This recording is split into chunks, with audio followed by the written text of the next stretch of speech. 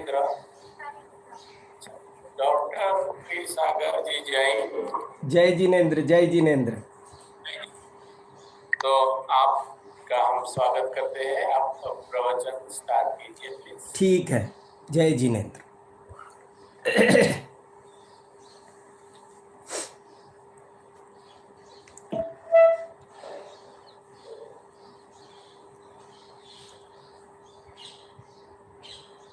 मोक्षमार्गस्य नेतारं भित्तारं कर्मभूभृतां ज्ञातारं विश्वतत्त्वानां वन्दे तद्गुणलब्धये, वन्दे तद्गुणलब्धये। कमठे च धरणेन्द्रे च सोचितं कर्म कुर्वती प्रभुस्तुल्यमनोवृत्तिः पार्श्वनाथ जिनोस्तु नः, पार्श्वनाथ जिनोस्तु नः। बोलिए देवादिदेव 1008 श्री पार्श्वनाथ भगवान की जय हो। 10 लक्षण महापर्व की जय हो। उत्तम आर्जव धर्म की जय हो। देखो, अभी मैंने मंगलाचरण में 2 श्लोक पढ़े हैं और दोनों बहुत अच्छे हैं, समझने लायक भी है, याद करने लायक भी है। पहले मंगलाचरण में तो मैंने ये कहा है कि जो मोक्ष मार्ग के नेता हैं, कर्म पर्वतों के भेदता हैं और सर्व तत्वों के ज्ञाता हैं, उन वीतराग, सर्वज्ञ और हितोपदेशी जिनेंद्र भगवान को मैं भक्ति पूर्वक प्रणाम करता हूँ। तो ये मंगलाचरण आज से 2000 वर्ष पहले उमा स्वामी आचार्य ने तत्वार्थ सूत्र ग्रंथ में लिखा है और ये हमारा जैसे नमोकार मंत्र है ऐसे ही बहुत इम्पोर्टेंट है। इसमें किसी व्यक्ति विशेष को नमस्कार नहीं किया और कोई भी तरह की याचना कामना वो भी नहीं की गई, इसलिए ये बहुत महान मंत्र है। इसका हमको रोजाना पाठ करना चाहिए। मोक्ष मार्गस्य नेतारं भित्तारं कर्म भूभृतां ज्ञातारं विश्वतत्त्वानां वंदे तद्गुणलब्धये। मोक्ष मार्ग के नेता माने हितोपदेशी, भित्तारम कर्म भूभृताम यानी वीतरागी, और ज्ञातारम विश्वतत्त्वानाम यानी सर्वज्ञ। जो वीतराग है, सर्वज्ञ है और हितोपदेशी है, वही जो हम मेरी भावना में पढ़ते हैं कि जिसने राग द्वेष कामादिक जीते सब जग जान लिया, सब जीवों को मोक्ष मार्ग का निष्प्रय हो उपदेश दिया। ये वही बात है। तो हम सबको बहुत मन लगा के इस श्लोक को समझना चाहिए, याद करना चाहिए और कंठस्थ करना चाहिए। इसको तीर्थोपमानम लिखा है आचार्यों ने कि इसको एक बार पढ़ने से, तीर्थोपमानम यानी तीर्थ के बराबर, जैसे कोई सम्मेद शिखर की वंदना से जो फल प्राप्त होता है वो इस श्लोक के पाठ करने से प्राप्त होता है। देखो एक बार फिर सुनो आप। मोक्ष मार्गस्य नेतारं भित्तारं कर्म भूभृतां ज्ञातारं विश्वतत्त्वानां वंदे तद्गुणलब्धये। और ये देखा जाए ना तो इसमें पूरे जिनवाणी का सार आ गया, चारों अनुयोग इसमें आ गए। एक बार मेरे को एक अमित सागर महाराज ने बताया कि इसमें देखो मोक्ष मार्गस्य नेतारम, ये प्रथमान योग है। भेत्तारम कर्म भूभृताम ये करणान योग है। ज्ञातारम विश्व तत्वानाम इसमें द्रव्यान योग आ गया। और वंदे तद्गुण लब्धये इसमें चरणान योग आ गया। तो एक छोटे से श्लोक में हमारे आचार्यों ने चारों अनुयोगों का सार भर दिया। इस पर बाद में बड़े बड़े आचार्यों ने, समंत भद्र, अकलंक आदि ने बड़ी बड़ी टीकाएं लिखी है। इसलिए ये जो श्लोक मैंने सुनाया है इसको आप साधारण मत समझना, ये बहुत ज़्यादा इम्पोर्टेंट है। इसको याद करना, एक बार और फाइनल सुन लो। बहुत जैसे नमोकार मंत्र बहुत ही महान है, ऐसे ये श्लोक बहुत ही महान है। इसकी महिमा का कोई वर्णन नहीं कर सकता। फिर सुनो एक बार फाइनल, फिर हम हमारी बात आगे बढ़ाएंगे। मोक्ष मार्गस्य नेतारम भित्तारम कर्म भूभृताम ज्ञातारम विश्वतत्त्वानां वंदे तद्गुण लब्धये। फिर जो मैंने दूसरा मंगलाचरण का श्लोक पढ़ा था वो भी बहुत इम्पोर्टेंट है। वो हमारे 63 सलाका पुरुषों के चरित्रों में से लिया है, पार्श्वनाथ भगवान के चरित्र में से। और उसमें क्या लिखा है? कमठे च धर्णेन्द्रे च सोचितं कर्म कुर्वती प्रभुस्तुल्य मनोवृत्ति पार्श्वनाथ जिनोस्तुनः। कितना बढ़िया लिखा। इसमें ये लिखा कि वे पार्श्वनाथ भगवान मेरे हृदय में विराजमान हो। हमारे मंदिर के मूल नायक भगवान पार्श्वनाथ है ना, इसलिए मैंने पार्श्वनाथ भगवान को भी मंगलाचरण किया।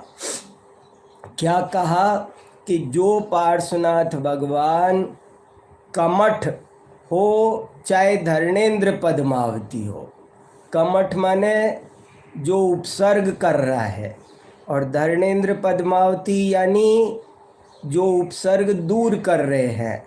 चाहे कमठ हो चाहे धर्णेन्द्र पद्मावती हो, लेकिन जो पार्श्वनाथ भगवान दोनों के प्रति समता भाव रखते थे, धर्णेन्द्र पद्मावती से राग नहीं करते थे और कमठ से द्वेष नहीं करते थे, वे पार्श्वनाथ भगवान मेरे हृदय में विराजमान हो जाओ। कमठे च धर्णेन्द्रे च सोचितं कर्म कुर्वती प्रभुस्तुल्य मनोवृत्ति पार्श्वनाथ जिनोस्तुनः। वे पार्श्वनाथ भगवान मेरे हृदय में विराजमान हो जाओ। देखो ये भी बहुत इम्पोर्टेंट बात है। विस्तार से तो कभी और बाद में चर्चा करेंगे, लेकिन शॉर्ट में समझना बहुत ज़रूरी है। पार्श्वनाथ भगवान कैसे? पार्श्वनाथ भगवान जो सबके प्रति शत्रु मित्र उपकार अपकार करने वाला कोई हो, अर्घावतारन असि प्रहारन मैं सदा समता धरन, जो हमेशा हर परिस्थिति में अरि मित्र महल मसान कंचन काच निंदन थुति करन, अर्घावतारन असि प्रहारन मैं सदा समता धरन। ये ऐसी जो समता धारण करते थे, वे पार्श्वनाथ भगवान हमारे हृदय में विराजमान हो जाओ। हृदय में विराजमान हो जाओ का क्या मतलब है? एक मतलब तो ये है कि हमारे हृदय में से बाकी की फिर सब चीज़ निकल जाओ, हमारा हृदय साफ हो जाओ। जब हम किसी बड़े आदमी को घर पर बुलाते हैं तो घर का कोना कोना साफ करते हैं, सबको बच्चों को समझाते हैं शांत रहना, डिस्टर्ब नहीं करना, शोरगुल नहीं करना। ऐसे ही हम पार्श्वनाथ भगवान को अपने मन में बुला रहे हैं, तो हमको अपने मन को साफ करना है। उसमें जो क्रोध मान माया लोभ भरे हैं उनको हमें झाड़ू पोछा लगा के बाहर निकालना है। और सबको उसमें जो मन में उपद्रव की वृत्तियां हैं उन सब से कहना है कि अब तुम उपद्रव मचाना बंद करो। जब पार्श्वनाथ भगवान हमारे हृदय में विराजमान हो जाएंगे तो हम किसकी तरह आचरण करेंगे। हमारे अगर ऐसा कहते हैं ना, लोग कहते हैं कि इसके सिर पर तो भूत आ गया, इसके अंदर तो भूत घुस गया। मान लो, सोचो मेरे अंदर कोई भूत घुस जाए तो फिर मैं जो बोलूँगा वो वीर सागर नहीं बोलेगा, फिर तो वो भूत बोलेगा। ऐसे ही हम कह रहे हैं कि हे भगवान, आप मेरे हृदय में विराजमान हो जाओ। मेरे हृदय में विराजमान हो जाओ का क्या मतलब है? उसका मतलब ये है कि अब मैं हर बात में जो मेरा रेस्पॉन्स होना चाहिए, अब जो मेरी हर बात में प्रतिक्रिया होनी चाहिए वो वैसी होनी चाहिए जैसी पार्श्वनाथ भगवान की, पार्श्वनाथ मुनिराज की थी। कैसी? मान लो कोई हमारी प्रशंसा कर रहा है तो भी समता भाव होना चाहिए। यदि कोई हमारी निंदा कर रहा है तो भी हमको समता भाव होना चाहिए। तभी समझो हमारे हृदय में पारसनाथ भगवान विराजमान हुए। हम लोग कितने बढ़िया दिन हैं, कितने बढ़िया 10 धर्मों की आराधना कर रहे हैं। अपने जीवन को पवित्र बनाने वाला बहुत सुंदर काम है। और ये काम कब हो सकता है? जब हमारे अंदर समता भाव आए। देखो, ये पूज्यपाद नाम के आचार्य हुए, उन्होंने लिखा है कि देखो भैया, शॉर्ट में जैन धर्म सुनो। शॉर्ट में, बहुत ही शॉर्ट में बताया उन्होंने इष्टोपदेश में। बध्यते मुच्यते जीवः सममो निर्ममो क्रमात्। साफ साफ लिखा कि देखो भाई, ममता करोगे तो संसार में भटकोगे, और यदि समता रखोगे तो मोक्ष में जाओगे, सुखी रहोगे। तुमको क्या करना है? तुम डिसाइड करो। 2 चीज़ है, एक समता, एक ममता। ममता माने ये अच्छा है, ये बुरा है, ये मेरा है, ये तेरा है। इस भावना का नाम है ममता, और यही संसार का मूल है। और समता क्या है? समता है कि कोई मेरा नहीं, कोई तेरा नहीं, कोई अच्छा नहीं, कोई बुरा नहीं। इससे क्रोध भी पैदा नहीं होगा, मान भी। 10 के 10 धर्म जीवन में उतर जाएंगे। कैसे उतरेंगे? जब हम समता भाव प्रकट करेंगे। हमको कुछ भी अच्छा बुरा नहीं, इस दुनिया में वास्तव में ही कोई अच्छा बुरा नहीं है। इस पूरे विश्व में एक भी वस्तु अच्छी नहीं है, एक भी वस्तु बुरी नहीं है। कोई हम सोचते हैं ये रंग अच्छा है, ये रंग बुरा है, ये सब हमारी गलत सोच है। इसलिए हमको बहुत क्लियर कट पॉलिसी समझनी चाहिए। पहले तत्वज्ञान करो, ये समझो कि इस दुनिया में कोई भी चीज़ अच्छी बुरी नहीं है, कोई भी अच्छी बुरी नहीं है। कौन अपना कौन पराया? अपने बच्चे भी अपने नहीं हैं, और दूसरे के बच्चे भी वास्तव में दूसरे नहीं हैं। सब अपने हैं, सब पराये हैं, कोई किसी का नहीं है। ऐसे वीतरागता का नाम धर्म है। मैं आपको, आप सब देखो कितने अच्छे से पूजा पाठ स्वाध्याय संयम सब कर रहे हैं, यही जीवन का सार है। तो मैं मर्म की बात बता रहा हूँ।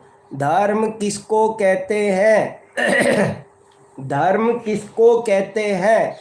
वीतरागता का नाम ही धर्म है। शॉर्ट में याद रखो, कभी कोई कंफ्यूज नहीं होना। धर्म राग का नाम धर्म नहीं है। जैन धर्म दुनिया का एक बहुत महान धर्म है और ये एक खास बात बता रहा है कि राग का नाम धर्म नहीं है, द्वेष का नाम धर्म नहीं है, बल्कि राग और द्वेष दोनों को छोड़ देने का नाम धर्म है। तो हमको वीतरागता की साधना करनी है, वीतरागता को समझना है और वीतरागता को अपनाना है। तो आज हमारा क्या दिन है? उत्तम आर्जव। उत्तम आर्जव धर्म किसको कहते हैं ये हम समझेंगे और उसकी फिर आराधना करने की कोशिश करेंगे। देखो, ये मेरे सामने 12 अणुवेखा नाम का ग्रंथ विराजमान है। इसको आज से 2000 वर्ष पहले कुंद आचार्य ने लिखा है। कुंद आचार्य महाराज क्या कहते हैं? उत्तम आर्जव धर्म किसे होता है, क्या होता है? मोतूर्ण कुटिल भावम निम्मल हृदयेण धरधिजो समणो अजव धम्मम तयो तस्सदु संभव दिनियामेण। क्या लिखा?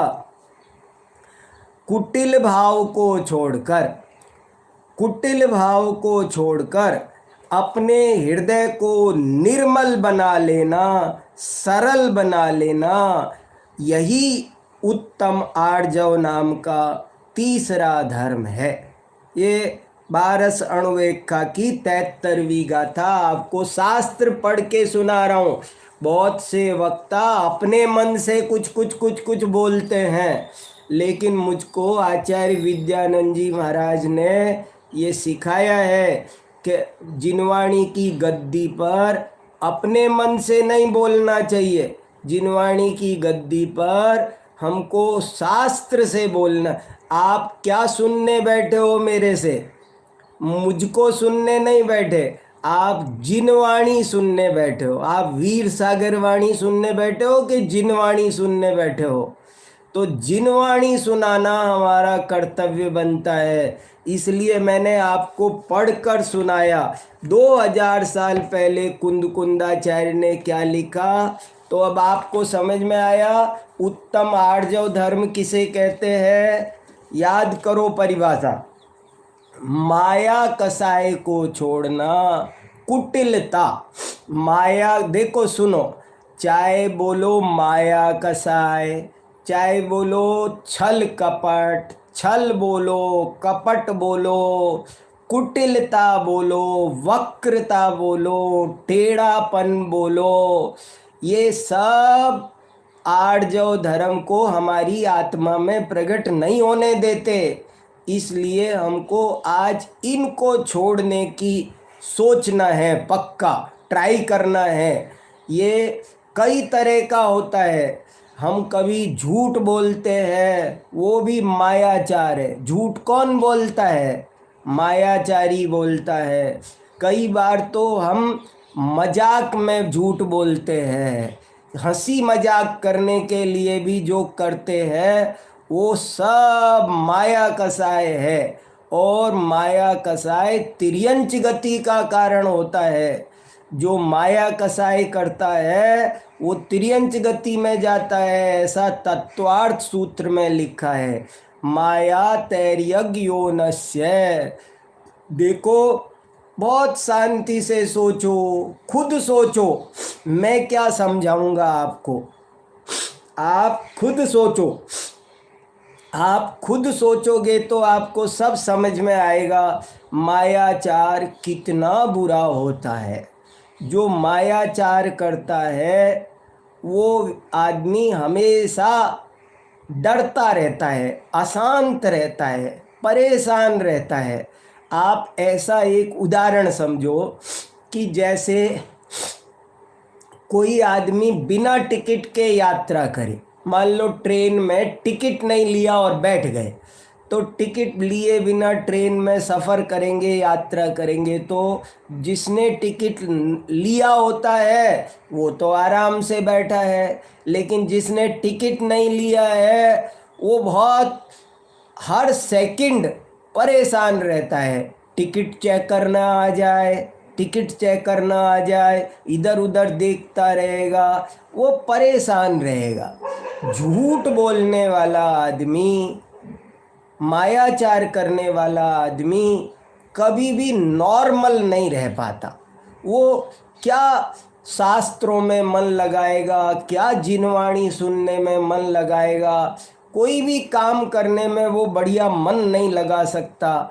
ये मायाचारी बहुत बुरी चीज़ है, और इसकी एक बार खोटी आदत लग जाती, जैसे कम तोलना, कम नापना, दुकान पर बेईमानी करना, ये सब मायाचार के ही रूप है। और ये मायाचार बहुत घातक है, तिर्यंच गति का कारण है। और एक बड़ी बात यह है कि मायाचार करने से कोई व्यापार बढ़ता नहीं है। हमारी मिसअंडरस्टैंडिंग है कि व्यापार बढ़ता है। झूठ बोलने से अच्छे काम होते हैं, ऐसा सच नहीं है, ये रियलिटी नहीं है, ये सब गलत फहमी है। तो फिर वही बात मैं रिपीट करता हूँ जो कल भी की थी और परसों भी की थी। Very very important statement. वो क्या? मायाचार निरर्थक है और मायाचार अनर्थक है।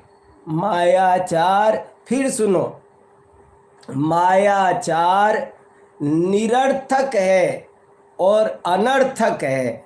मायाचार करने से कोई पैसा नहीं आता, मायाचार करने से कार्य सिद्धि नहीं होती, मायाचार करने से कोई लाभ नहीं है। इसका मतलब है मायाचार निरर्थक है। और मायाचार करने से हमारी आत्मा बहुत परेशान रहती है, बहुत दुख पाती है, इसलिए अनर्थक है।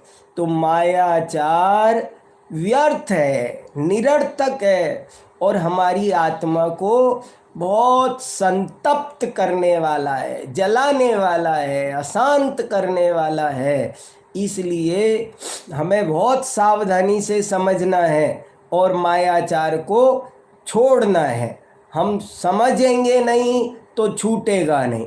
जब तक हम ये सोचते रहेंगे कि मायाचार करने से मेरा बिजनेस चलता है, अगर मैं झूठ ना बोलूं तो मेरा ऑफिस ना चले, मेरा दुकान ना चले, मेरा घर गृहस्थी ना चले, मेरा जीवन नहीं चलता मायाचार नहीं करूं तो, यदि मैं ऐसा सोचूंगा तो मैं मायाचार करता ही रहूँगा, चाहे कितने भी प्रवचन करूं। देखो, जैसी श्रद्धा होती है वैसा आचरण होता है। तो अगर मेरी श्रद्धा में ये होगा कि मायाचार थोड़ा होना चाहिए, नहीं होगा तो जिंदगी नहीं चल सकती, ऐसा बहुत लोग कहते हैं, मानते हैं, और इसलिए उनका कभी जिंदगी में मायाचार छूट नहीं सकता। अरे अब तो बड़े बड़े लोग भी ये सिद्ध कर चुके कि मायाचार करने से व्यापार नहीं चलता है, बल्कि मायाचार छोड़ने से बहुत लक्ष्मी मिलती है, बहुत व्यापार वृद्धि भी मायाचार छोड़ने से होती है। भैया, लक्ष्मी पुण्य के उदय से आती है, इसलिए सब चीज़ को ठीक से समझना। आपको दुनिया में ऐसे कहने वाले लोग मिलेंगे बहुत कि मायाचार करो, मायाचार नहीं करोगे तो सुखी नहीं रहोगे। एक हमारा शास्त्र है यशस्तिलक चंपू, बहुत महत्वपूर्ण शास्त्र है, 1000 साल पुराना, संस्कृत में लिखा हुआ है, जीवनधर स्वामी का चरित्र है। उसमें बहुत राजा यशोधर का चरित्र है। उसमें एक बात लिखी है कि कितने ही लोग आपको दुनिया में ऐसे कहते मिलेंगे कि भैया छल कपट किया करो, सीधे मत रहा करो, थोड़े टेढ़े रहा करो। क्यों? कि जो सीधा होता है उसको सब परेशान करते हैं और टेढ़ा हो जो उसको कोई परेशान नहीं करता। ऐसे आपको दुनिया में कहने वाले बहुत मिलेंगे और वे उदाहरण भी देंगे। वो ये बोलेंगे कि देखो, अगर वो लकड़ी का व्यापारी जंगल में जाता है तो जो पेड़ सीधे सीधे होते हैं उनको काटता है, और जो पेड़ टेढ़े होते हैं ना, एड़े टेढ़े, उनको नहीं काटता है वो। तो टेढ़े पेड़ नहीं काटता है, सीधे पेड़ काटता है।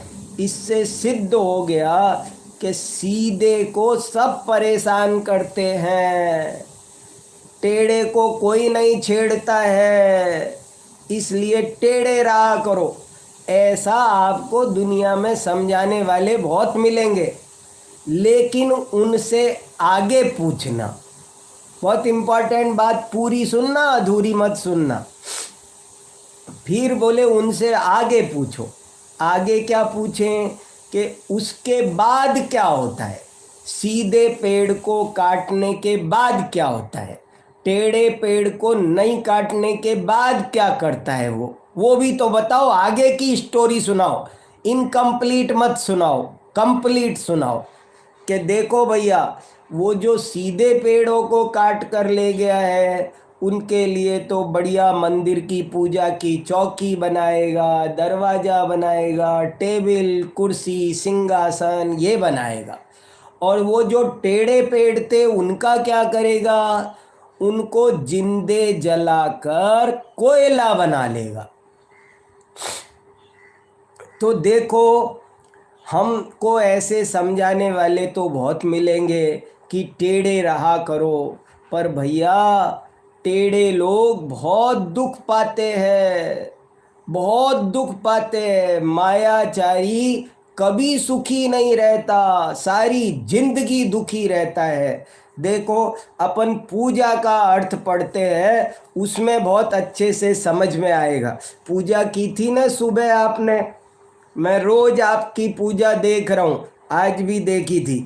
देखो क्या लिखा, कपटन कीजे को चोरन के पुर ना बसे, सरल सुबावी हो ताके घर बहु संपदा। गजब की दो लाइन है।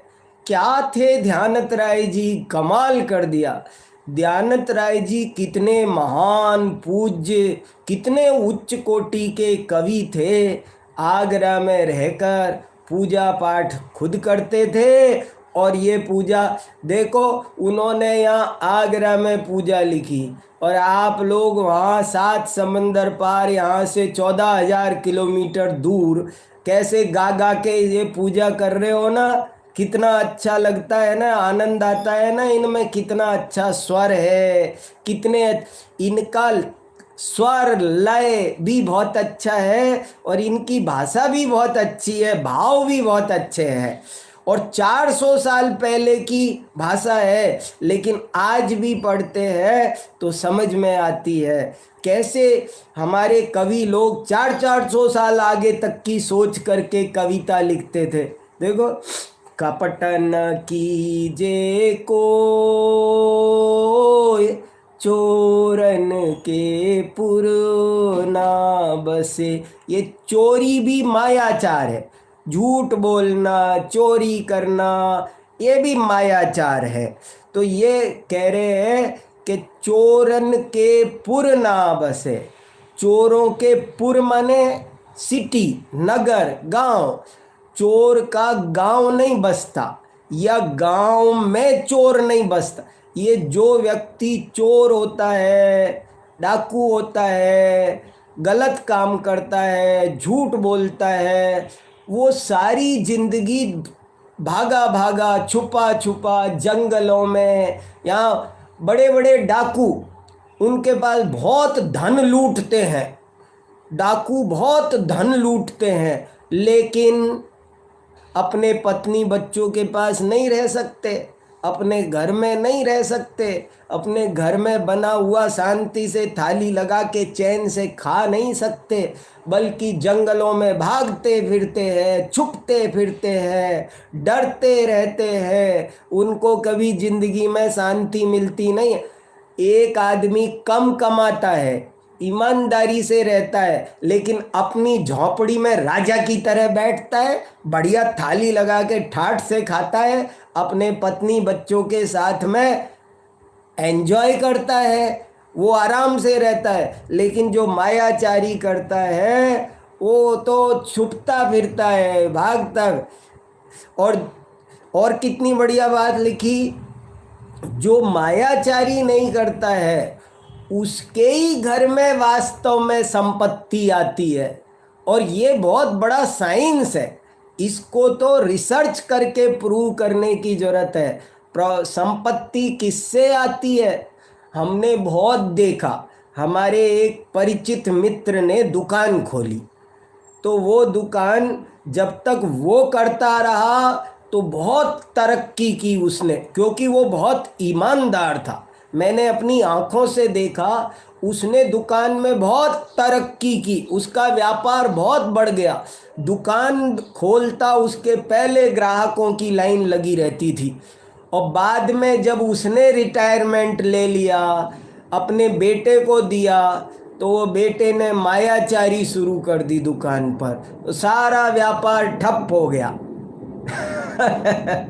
इसलिए ये समझने की जरूरत, झूठ बोलने से कोई आदमी तरक्की नहीं करता, मायाचार से उन्नति नहीं होती है, मायाचार से पतन होता है, विकास नहीं होता है, विनाश होता है।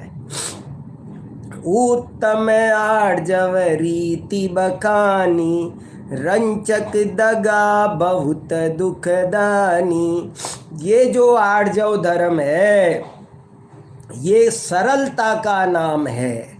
ये कहता है कि रंचक, रंच मात्र भी, दगा, दगा मने धोखेबाजी। देखो, मजाक में भी नहीं हमको धोखेबाजी करनी चाहिए। आपको एक उदाहरण याद है कि स्वर्ग से एक बार देवता आए थे राम लक्ष्मण के प्रेम की परीक्षा लेने के लिए। और परीक्षा लेने आए तो बाहर लक्ष्मण खड़ा हुआ था, जहाँ आए तो सबसे पहले लक्ष्मण से मुलाकात हुई। तो उन्होंने प्रेम की परीक्षा लेने के लिए मजाक में ऐसा कहा, रामचंद्र जी तो मर गए, ऐसे लक्ष्मण से कहा। मजाक में झूठ बोला, मजाक में झूठ बोला। और क्या हुआ, जैसे ही लक्ष्मण ने ये सुना, लक्ष्मण को हार्ट फेल हो गया और लक्ष्मण वहीं मर गया। तो कभी भी मजाक में भी झूठ बोल, आज इस बात पे सोचो ठंडे दिमाग से कि झूठ बोलने से जिंदगी चलती है क्या?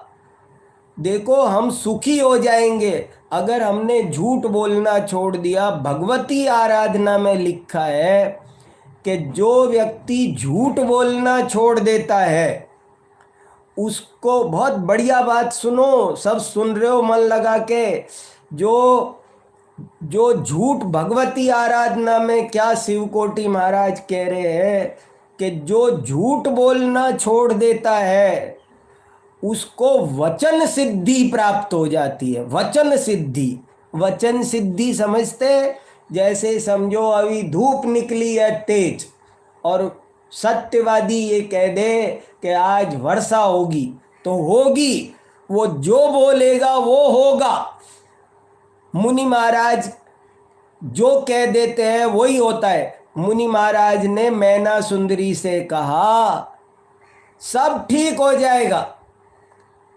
कितना कोड था श्रीपाल के 700 सब साथियों के, लेकिन मुनि महाराज ने सिर्फ इतना सा उनके मुंह से निकला था कि तुम चिंता मत करो, सब ठीक हो जाएगा, सिद्ध चक्र का पाठ करो, सब ठीक हो जाएगा। और इतना बोला और सब ठीक हो गया। कैसे हो गया? ये उनके सत्य महाव्रत का प्रताप है। तो हम लोगों को झूठ नहीं बोलना चाहिए। झूठ बोलना बहुत नुकसानदायक है, मायाचार करना बहुत दुखदायक है। उत्तम आर्जव रीति बखानी, रंचक दगा बहुत दुखदानी। मन में ओ सो वचन उचरिए, वचन ओय सो तन सो करिए।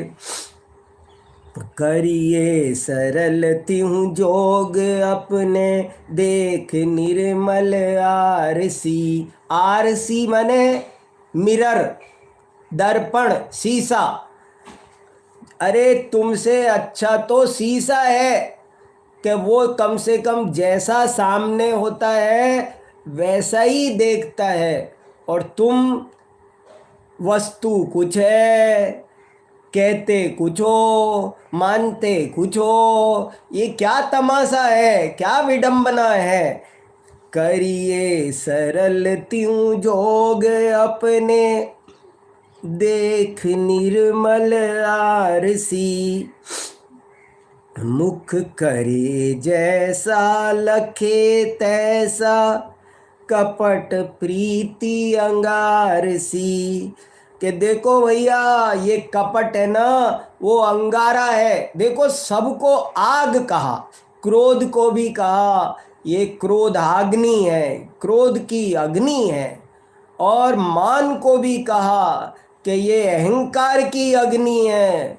और अब आज कह रहे हैं मायाचार की अग्नि। आपको समझ में आ गया? उत्तम क्षमा की क्या परिभाषा नोट की थी? क्रोध कसाय का अभाव होने पर आत्मा में जो शुद्धता प्रकट होती है उसका नाम है उत्तम क्षमा। मान कसाय की क्या परिभाषा नोट की आप सबने? मान कसाय का अभाव होने पर आत्मा में जो शुद्धता प्रकट होती है उसका नाम है उत्तम मार्दव धर्म। ऐसे ही आर्जव की क्या परिभाषा नोट करोगे डायरी में? माया कसाय का अभाव होने पर आत्मा में जो शुद्धता प्रकट होती है उसका नाम है उत्तम आर्जव धर्म। और कल अपन चर्चा करेंगे उत्तम शौच धर्म। लोभ कसाय के अभाव की बात अपन कल करेंगे। कितनी 4 कसाय होती है, और चारों कसायों का अगर हमारे जिंदगी में अभाव हो जाए तो सोचो कितना स्वर्ग है, मोक्ष है। सब संसार में कोई दुख नहीं देता, हमको हमारी कसाय दुख देती है। ये जैन धर्म का सार है, इसलिए हमको इसे बहुत अच्छे से समझना है। कितनी कपट प्रीति अंगार सी। सोचो सोचो सोचो, मायाचार करने से क्या फायदा? कम तोलने से, झूठ बोलने से, बेईमानी करने से लक्ष्मी आती नहीं है, बल्कि नुकसान होता है। नहीं लहे लक्ष्मी अधिक छल करी, करम बंध विशेषता। भय त्याग दूध बिलाव पीवे, आपदा नहीं देखता। नहीं लहे लक्ष्मी, लक्ष्मी माने धन संपत्ति। लक्ष्मी लहे माने प्राप्त करता है, धन लहना माने उपलब्ध करना। लक्ष्मी को प्राप्त नहीं करते हैं। अब यहाँ पर बहुत लोग गलत समझ जाते हैं। देखो क्या लिखा, जरा ध्यान देना, बहुत इम्पोर्टेंट है। नहीं लहे लक्ष्मी अधिक छल कर। तो मेरे को एक दफे किसी ने कहा ये लिखा है कि ज़्यादा छल मत करो, अधिक छल मत करो, ये लिखा है। मतलब थोड़ा छल कर सकते हो। उन्होंने इसमें से क्या निकाला कि थोड़ा छल कर सकते हो, ये पूजा में लिखा है। पूजा में लिखा है अधिक छल मत करो, अधिक छल करने से लक्ष्मी नहीं मिलती है। कम छल करने से मिलती है। ऐसा अर्थ नहीं है इसका, गड़बड़ मत करना। जिनवाणी का अर्थ का अनर्थ मत करना। जिनवाणी कभी भी आपको कसाई करने का उपदेश देती नहीं है। तो ये अधिक इधर लगाना है, लक्ष्मी के साथ लगाना है, अधिक को छल के साथ नहीं लगाना। कैसे में अर्थ करना है, सुनो ध्यान से। नहीं लहे लक्ष्मी अधिक छल करी, छल करके ज्यादा लक्ष्मी नहीं मिल जाएगी, ये मीनिंग हुआ। समझ में आया? जैसे मैं दुकान पर रोज 1,000 रुपये कमाता हूँ, समझो आपकी भाषा में $1,000 कमाता हूँ। समझो मैं एक दिन में $1,000 कमाता हूँ, तो अब क्या होगा फिर? मैं समझता हूँ कि अगर मैं छल कपट करूँगा तो 1,000 की बजाय $1,100 कमा लूँगा। लेकिन ये कह रहे नहीं, तुम कितना भी छल कपट करो लेकिन तुम ज़्यादा लक्ष्मी नहीं, छल कपट से लक्ष्मी ज़्यादा नहीं आती है, बल्कि कर्म बंध विशेषता। छल करने से लक्ष्मी तो उतनी आती है। बहुत गजब की बात है, वेरी वेरी इम्पोर्टेंट। हमने छल किया तो लक्ष्मी तो आज $1,000 आनी थी, $1,000 ही आएगी, वो तो उतनी ही आएगी। लेकिन जो हम छल करेंगे तो क्या आएगा फिर? छल का क्या होगा कि वो छल भी बेकार नहीं जाने वाला है, उसके कारण तुमको कर्म बंध ज़्यादा होने वाला है। कर्म बंध विशेषता बहुत भयंकर, विशेष माने ज़्यादा ज़्यादा कर्म बंध होने वाला है। कि देखो भैया, बिल्ली छल कपट करके दूध पीती है लेकिन बदले में उसको डंडा पड़ता है, उसको डंडे की फिक्र नहीं है। ऐसे ही भैया तुम भी समझो, जब तुम छल कपट करते हो तो होता तो वही है जो होना होता है, लेकिन तुमको घोर कर्म बंद हो जाता है, तुम फालतू में ही गए। एक उदाहरण दे के समझाता हूँ, बहुत अच्छा उदाहरण है, बहुत समझने लायक बढ़िया उदाहरण। आप ऐसा समझो कि जैसे मैं दुकानदार हूँ और मेरे पास में एक कस्टमर आया, उसने कहा 1 किलो चीनी चाहिए, तो मैंने कहा 50 रुपए की 1 किलो चीनी है, और मैंने वो 1 किलो चीनी, उसने मुझे 50 रुपए दिए, मैंने उसको 1 किलो चीनी तराजू से तोली और मैं तोलने में बेईमानी कर गया। मैंने उसको 900 ग्राम तोल दिया, 100 ग्राम कम तोल दिया, और उसको पता नहीं चला, वो लेकर के अपने घर चला गया कस्टमर। अब उसके जाने के बाद मैं अपने मन में खुश हो रहा हूँ, मैं अपने मन में खुश हो रहा हूँ, प्रसन्न हो रहा हूँ। मैं क्या सोच रहा हूँ कि देखो मैंने 5 रुपये ज़्यादा कमा लिए, 5 रुपये ज़्यादा कमा लिए। कितने होने चाहिए थे? कि मेरे को 1 किलो देना चाहिए था, मैंने 900 ग्राम दिया, तो मेरी तिजोरी में आज 5 रुपये ज़्यादा आ गए। ऐसा वो सोचता रहता है, अपने मन ही मन खुश होता रहता है। लेकिन ये बहुत खतरनाक काम है, अभी इसका ऑपरेशन करना जरूरी है, इस घटना का पूरा एनालिसिस करना जरूरी है।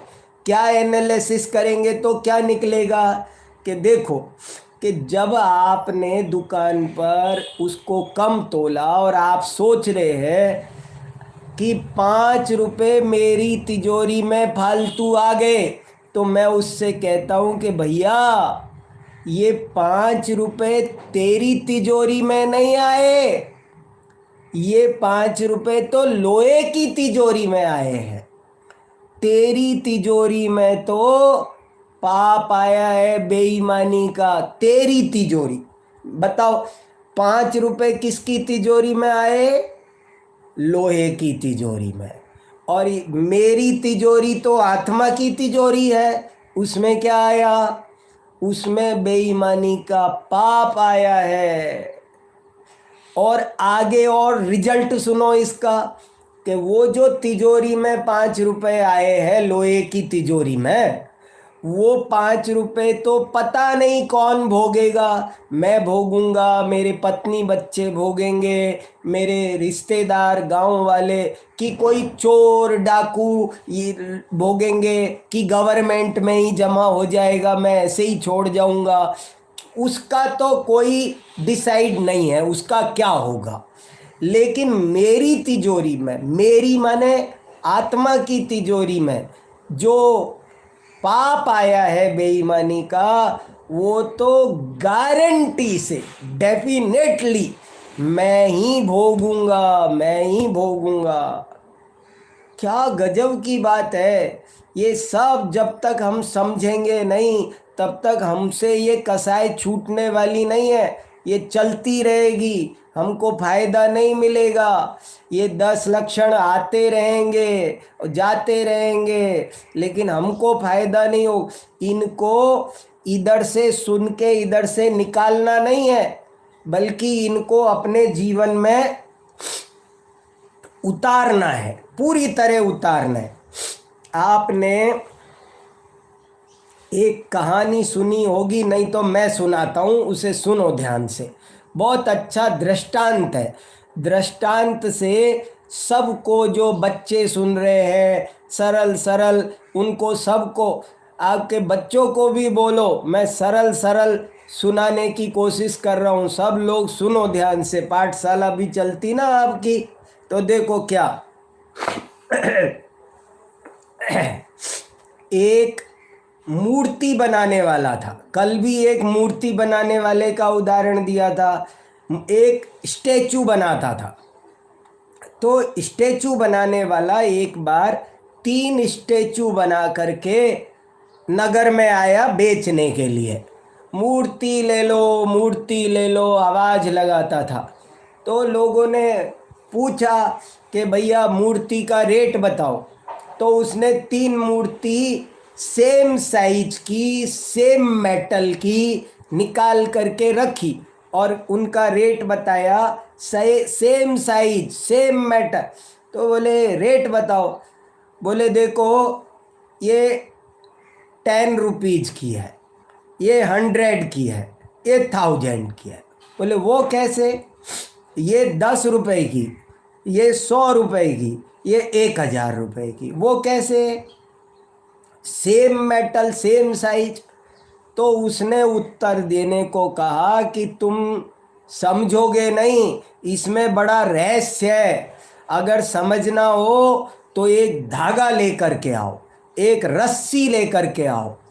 तो एक रस्सी मंगाई, धागा मंगाया, और जो 10 रुपए की मूर्ति थी ना, उसके कान में डाला।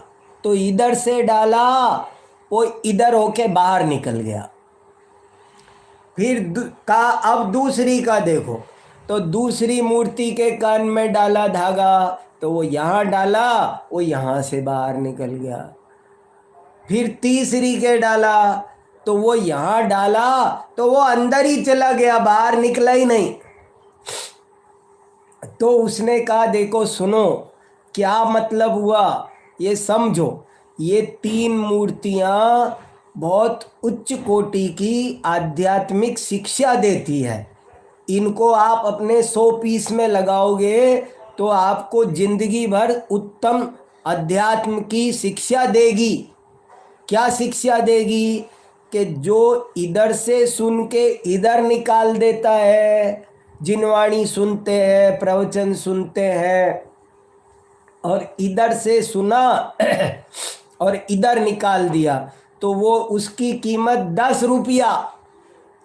और जो इधर सुनता है और इधर निकाल देता है, इधर निकाल देता है का मतलब आपने देखा होगा कि बहुत बार ऐसा होता है कि हम कोई अच्छी बात सीखते हैं और सीखने के बाद में सुनते हैं, सुनने के हम उसको घर जाके पत्नी को बताएंगे, पति को बताएंगे, बच्चों को बताएंगे, दूसरे को बताते हैं, हम दोस्त को बताते हैं।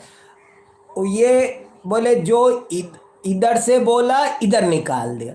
जैसे मान लो मैंने जिनवाणी में अच्छी अच्छी बात सुनी और मैं केवल आपको सुना दूं बस, तो कितनी इधर से सुना इधर निकाल दिया। तो जो इधर से सुने इधर निकाले वो 10 रुपए की कीमत, 3rd क्लास मूर्ति। जो इधर से सुने इधर निकाले वो 2nd क्लास मूर्ति। और जो इधर सुनता है और उसको अपने जीवन में रमा देता है, उतार लेता है, वो कैसी मूर्ति? वो तीसरी, 1st क्लास, 1st क्लास पा। तो आपको अब सोचो कौन सी बनना है, कौन सी मूर्ति बनना पसंद है? 1st क्लास पास होना है कि 3rd क्लास?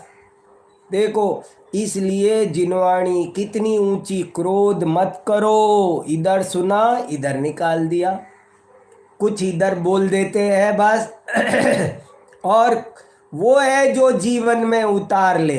तो हमको जीवन में उतारने की बात है।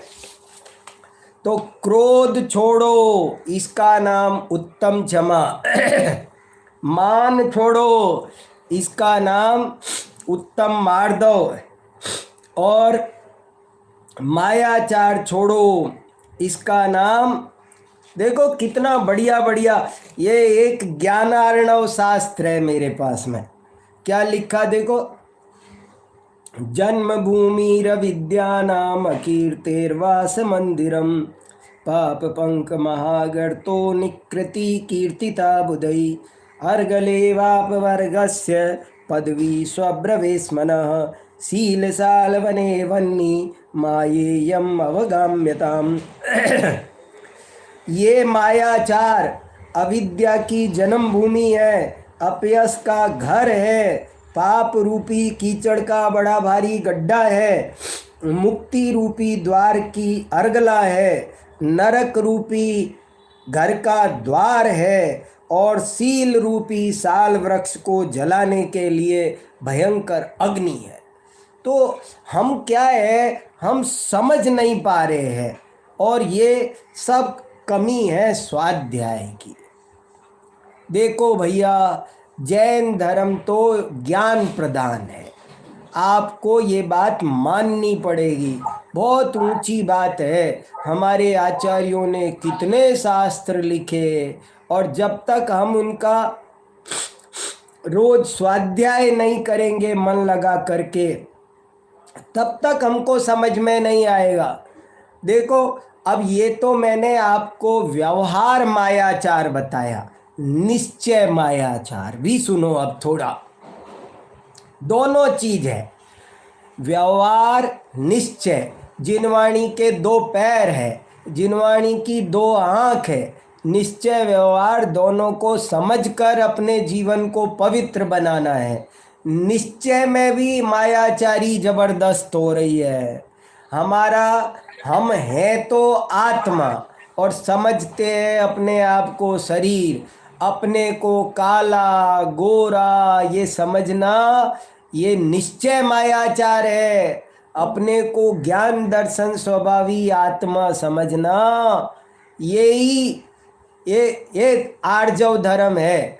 मैं हूँ स्वतंत्र निश्चल निष्काम, मैं ज्ञानानंद स्वभावी हूँ। ये क्या है? ये आर्जव धर्म है। और मैं शरीर हूँ, ये क्या है? ये मायाचार है। ऐसे समझेगा तो आर्जव धर्म की आराधना पूजा खाली करने से कुछ होगा नहीं। इसलिए निश्चय माया, देखो क्या हम पूजा करते हैं, देखो क्या क्या होता है। आपको अब थोड़ा सा मैं धर्म के क्षेत्र में मायाचार करते रहे, जिसको मायाचारी करने की आदत पड़ती है ना, वो सबसे मायाचारी करता है। वो मंदिर में भी जाएगा तो हम तत्व ज्ञान नहीं होने के कारण कैसी भूल करते हैं। देखो आप, हम मंदिर में जा रहे हैं और मंदिर में पूजा कर रहे हैं, और पूजा करके क्या बोलते हैं हम?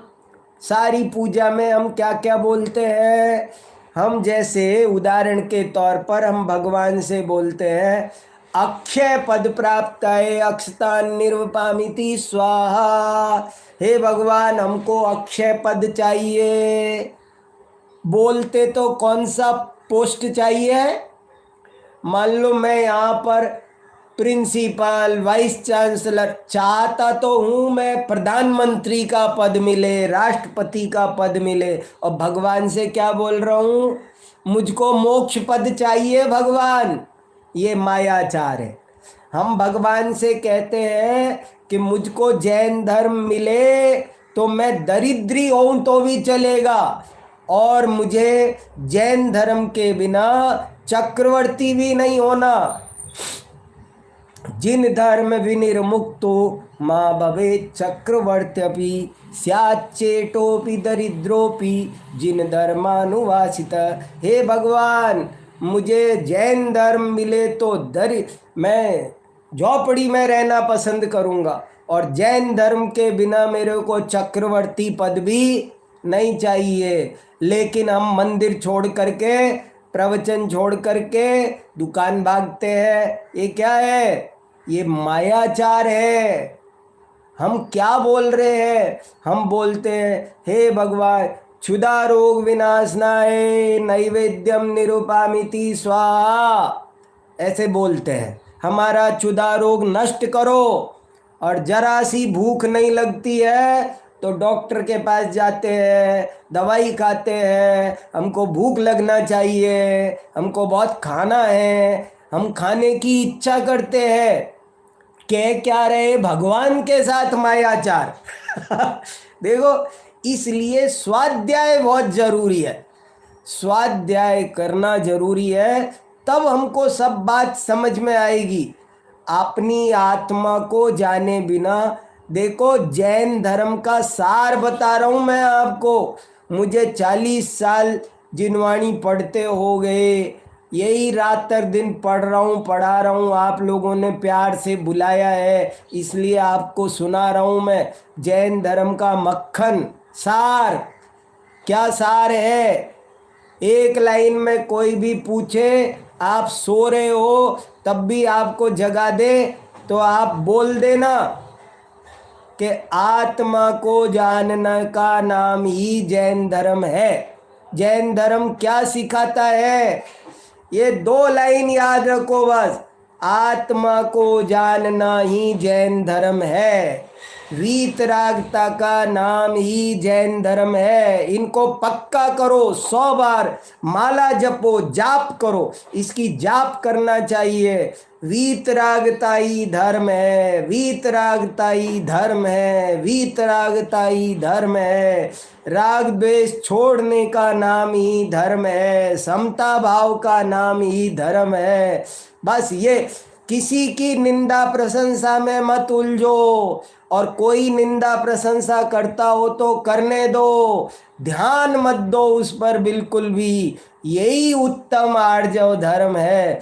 बहुत ऊंची, बड़ी अच्छी, बहुत काम की बात है। आप सब इसको फर्स्ट क्लास वाली मूर्ति बनना, 3rd क्लास वाली नहीं, 2nd क्लास वाली भी नहीं, फर्स्ट क्लास वाली अपने जीवन में उतारना। ठीक है? तो अब मैं आज का आपको मंत्र सुनाता हूँ। जाप भी करना है, जाप करके शांति से बैठना है। तो अब आज का जाप सुनो सब लोग। ओम ह्रीम श्रीम उत्तम आर्जव धर्मांगाय नमः। ओम ह्रीम श्रीम उत्तम आर्जव धर्मांगाय नमः। ओम ह्रीम श्रीम उत्तम आर्जव धर्मांगाय नमः। आप अपनी शक्ति अनुसार जाप करो। 9 बार, 27 बार, 108 बार, जितना आप बने। बहुत धर्म ध्यान जरूरी है। धर्म करने से ही जीवन सुंदर बनता है। तो हम सब ऐसे उत्तम आर्जव धर्म को अपने जीवन में धारण करें। इसी पवित्र भावना के साथ मैं आज की बात पूरी करता हूँ। बोलो 10 लक्षण महापर्व की जय। जय। नितिन भाई जिनवाणी स्तुति हाँ। सुनाओ। हाँ, बस आपका बहुत बढ़िया प्रवचन, हाँ। बहुत ही आनंद हुआ। ठीक। और ऐसे कल मिलेंगे। ठीक। और कोई भी क्वेश्चन हम करेंगे। सभी कमेटी मेंबर्स ने आपको बहुत जय जिनेंद्र। ठीक है। और बहुत ही अच्छा प्रवचन है। लोग बाग जो क्वेश्चन करते हो वो आप मुझको भिजवा देना। जरूर। आपके जो फीडबैक में क्वेश्चन आते हो सबको बोलो, प्यार से सुने, ध्यान से सुने, मन लगा के सुने। और जो क्वेश्चन हो वो सब आप मुझको व्हाट्सएप करवा देना। हाँ, जरूर। और एक क्वेश्चन आज पूछता हूँ। हाँ। कि पूजा के बाद हाँ। हम शांति पाठ करते हैं। हाँ। और इसके बाद विसर्जन पाठ आता है। ठीक है। तो हम शांति पाठ करें और इसके बाद आरती करें, बाद विसर्जन पाठ करें, या विसर्जन पाठ करके आरती करें? मेरे ख्याल से देखो, दो बात सुनो ध्यान से नितिन भाई।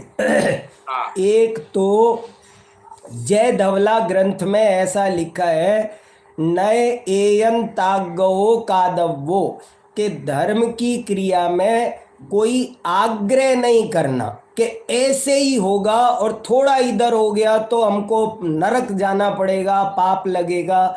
मान लो आरती आपने पहले बीच में कर ली या अंत में कर ली तो कोई पाप नहीं लगेगा। बट मेरे ख्याल से आरती को बिल्कुल लास्ट में करना ठीक है। विसर्जन पाठ के बाद विसर्जन पाठ पहले शांति पाठ करो, शांति पाठ हाँ। के बाद विसर्जन पाठ करो, विसर्जन के पाठ के बाद आरती करो। अच्छा, जरूर। पूजा पूजा पूजा के बाद आरती का क्रम आएगा। तो विसर्जन नहीं हुआ तो पूजा नहीं हुई। तो मेरे ख्याल से शांति पाठ हो गया, फिर विसर्जन पाठ हो गया, बाद में आरती का नंबर आना चाहिए। तो ये मैं बोलता हूँ ना, बिन जाने हम बोलते हैं, मैं नहीं, सब लोग। हाँ, बिन ठीक। जाने व जान के नहीं टूट जो कोई, तुम प्रसाद ते परम गुरु सो सब पूर्ण होय। हाँ। इसके बाद बोलते हैं ना, अब देव अपने अपने स्थान जाओ। हाँ। तो वो तो कोई प्रॉब्लम नहीं है ना, हम कोई प्रॉब्लम नहीं है। अच्छा, बस बहुत बढ़िया। कोई प्रॉब्लम नहीं है। हाँ। हाँ। ठीक है। स्वामी जी ने बताया था, फिर भी आपसे कंफर्म किया। हाँ, स्वामी जी ने भी यही बताया होगा। हाँ, सही, आपने बोला वही बोला। हाँ हाँ, वो हाँ, क्या है, पूजा पूरी हो ना तब आरती हम करते हैं। हाँ, तो हम भी ऐसे ही करते हैं। बट अब बाकी कोई करता हो तो अपन कसाई नहीं करना। हाँ, नहीं। अगर जैसे मान लो आपके यहाँ ये सिस्टम है, दूसरी जगह कोई बीच में करता हो तो आप कसाई नहीं करना, जो जैसा करता हो करने दो। चलो।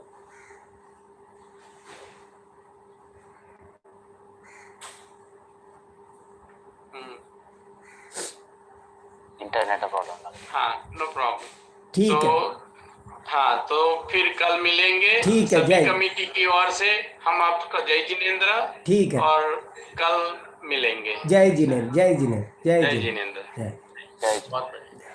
हाँ, तो अभी हम शास्त्र भक्ति वाँच लेते हैं। ठीक है। ठीक है। तो आप, हाँ, ठीक है। जय जिनेंद्र। तो હવે આપણે બધા શાસ્ત્ર ભક્તિ બોલીશું। અકેલા ही हूँ मैं कर्म सब